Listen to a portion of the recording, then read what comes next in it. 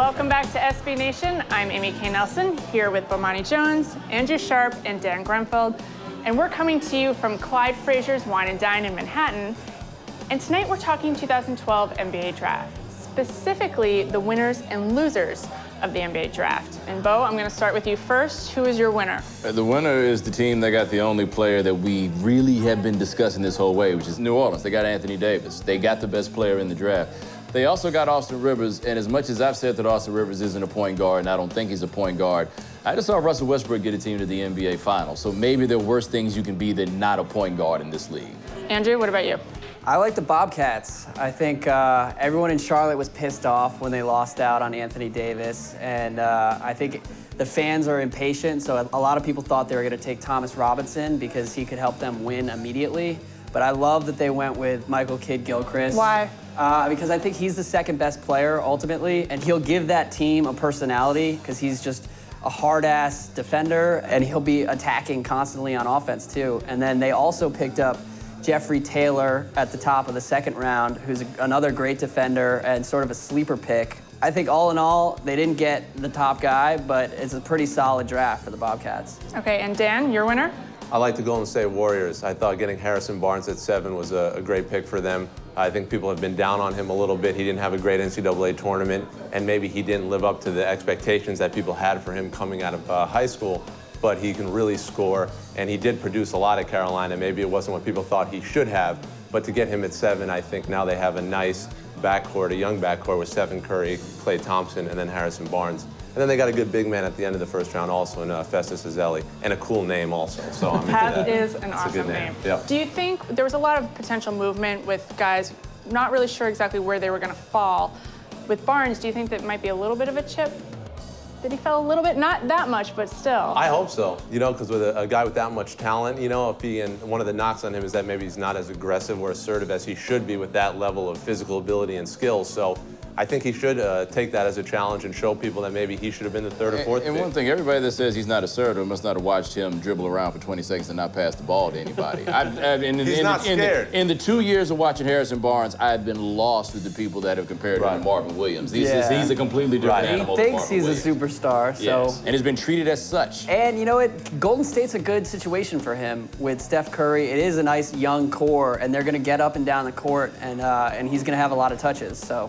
Gotcha. Okay, let's move on to losers. And Dan, because of your family situation, I know we don't want to put you in that position of actually having to name someone a loser per se, but in your mind, what do you think maybe a team that didn't do as well as people anticipated going in? Well, it's also like, as a player, I've been through that process, and my dad has been an executive, so I've seen kind of how much goes into that. So there's so much thought that all these teams put into making sound decisions. Whether or not they all turn out remains to be seen. But that being said, I think obviously the 4th pick for Cleveland, Dion Waiters, was a bit of a stretch.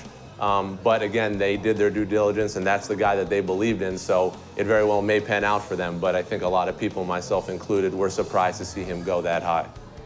Andrew? I'm same boat. I think, especially with a draft this deep, it's all about maximizing your opportunity, and taking Waiters in the top 5, like that's a reach. And if maybe they could have traded down and picked up another pick and still gotten him in the top 10, and they didn't. And then they also should they have? If they could have, yeah, absolutely. And then they also traded for Tyler Zeller and gave up, I think, 3 picks. And ultimately, like in a draft this deep, you just want to take as many of the good players as you can. And I think they sort of missed an opportunity. And loser for you. All right. You got to look at the Rockets. A, they did not come out of this with Dwight Howard. I think that's big. The other part is I don't quite get taking Royce White and Terrence Jones. They seem to be a little bit too similar. Seem to play the same sort of tweener sort of position.